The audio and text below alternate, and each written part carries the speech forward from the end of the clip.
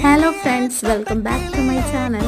അപ്പോൾ ഞാൻ ഒരു സാരിയിൽ തെച്ച് ചുരിദാറാണ് ഇത്. അപ്പോൾ കഴുത്തിൽ വർക്ക് ചെയ്തിട്ടുണ്ട്.